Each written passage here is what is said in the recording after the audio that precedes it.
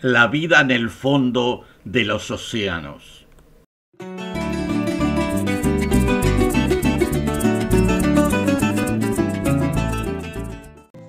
Los humanos tenemos un prejuicio de seres que viven en la superficie de un planeta y creemos, y eso está mal, que es la única opción de la vida.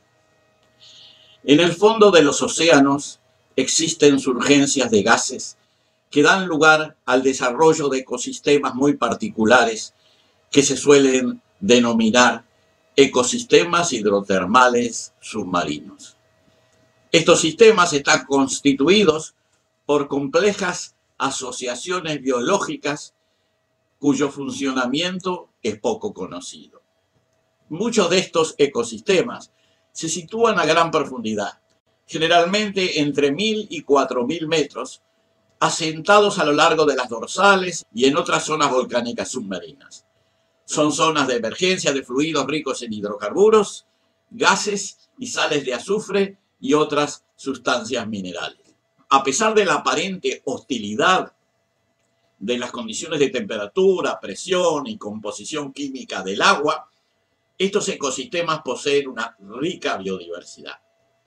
Todo el ecosistema reposa en una flora bacteriana muy rica que aprovecha la energía química y térmica de las emanaciones del fondo marino para desarrollar su metabolismo y que a menudo vive en relación simbiótica con los organismos pluricelulares locales. Las especies presentes incluyen grandes mejillones y almejas de 30 centímetros de longitud, enormes gusanos tubulares con largos pedúnculos que superan los 2 metros de largo, corpulentos cangrejos y otros invertebrados. Las fuentes de energía en dichos ambientes son sobre todo de tipo químico, basadas en la oxidación e hidratación de hidrocarburos, en particular del metano, generando hidratos de metano y sulfuro de hidrógeno. En algunos casos las emanaciones son calientes, pero también existen sitios donde hay manantiales fríos de petróleo, gases hidrocarbonosos y de azufre. Muchas de estas bacterias pertenecen al gran grupo de las arqueobacterias, arquea, incluyendo las denominadas genéricamente hipertermófilas, que pueden vivir en temperaturas muy elevadas de 45 grados centígrados o más. Algunas incluso se desarrollan mejor con temperaturas por encima de los 80 grados centígrados. Señala Thomas Gold que ello ocurre porque sus membranas cerosas permiten los intercambios a temperaturas elevadas y a temperaturas más frías se endurecen y no funcionan apropiadamente. Este autor hace notar que la temperatura de ebullición del agua, que en la superficie es de 100 grados centígrados, sube a 300 grados a tan solo 876 metros de profundidad en el mar.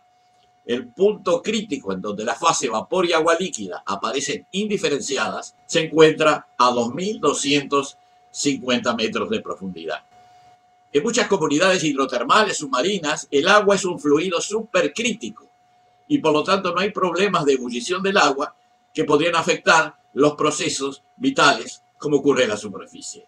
Por esa razón, sostiene Gold, es posible imaginar que no solo en el océano, sino en los poros de las rocas, de los sustratos rocosos a gran profundidad, tal vez hasta 6 o 10 kilómetros, exista una abundante población de hipertermobacterias que utilicen la energía química disponible, en particular la que se puede extraer de la oxidación del metano y otros hidrocarburos.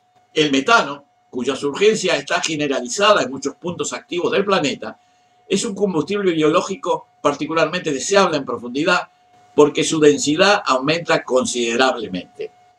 A 6 kilómetros de profundidad, el metano es 400 veces más denso que la superficie.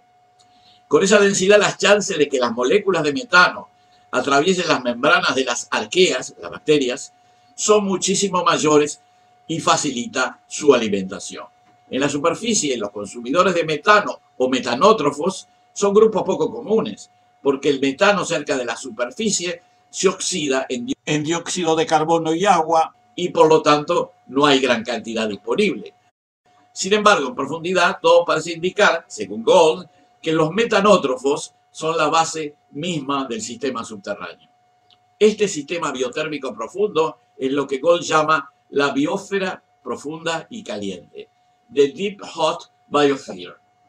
En muchas perforaciones se han detectado comunidades hipertermofílicas a gran profundidad. El autor mencionado proporciona dos ejemplos: un pozo petrolero en Alaska, donde se pudo registrar biología activa a una profundidad de 4.200 metros y una temperatura de 110 grados centígrados, y un pozo de 5.200 metros en Suecia, donde se comprobó la presencia de microorganismos anaeróbicos con temperaturas de 60 a 70 grados. En las fuentes hidrotermales continentales no oceánicas, a menudo subaéreas, existen otros ecosistemas que también dependen de la energía química. El ejemplo de los manantiales hidrotérmicos de Yellowstone en los Estados Unidos es conocido. Las comunidades termofílicas de estos lagos termales fueron estudiadas detalladamente desde la década de 1960. Una de las bacterias hipertérmicas identificadas y descritas en Yellowstone en esa época es la Thermus aquaticus, que permitió las primeras réplicas rápidas de ADN que posibilitaron el desarrollo de la industria biológica molecular de fines del siglo XX y principios del siglo XXI. Las bacterias que habitan dichos manantiales calientes utilizan los minerales en estado químico reducido y agentes oxidantes para desarrollar su metabolismo. En los lagos termales también habitan otros organismos que en la mayor parte de los casos son dependientes directa o indirectamente de las termobacterias antes mencionadas. En una primera instancia, estos ambientes hidrotermales, submarinos y continentales aparecen como ambientes extremos y anómalos, pero en la opinión del Gold, estos ecosistemas son la mera expresión superficial de una enorme biosfera profunda. No serían rarezas de la biología, sino por el contrario la modalidad más común de la vida en la Tierra y en otros planetas también.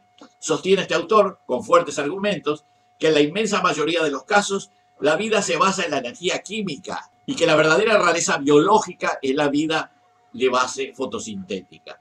Los seres humanos somos animales de superficie y tenemos un prejuicio de seres superficiales. Nos imaginamos que toda la vida debe ser superficial, cuando en realidad la mayor parte de la vida es subterránea.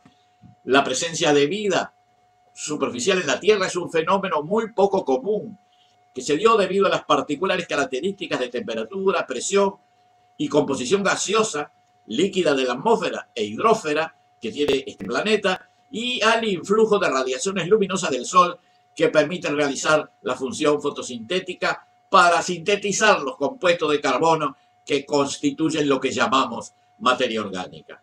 Comprender este hecho será muy importante cuando llegue el momento de explorar otros cuerpos celestes con el propósito de encontrar otras manifestaciones del fenómeno de la vida que seguramente existen en otros mundos.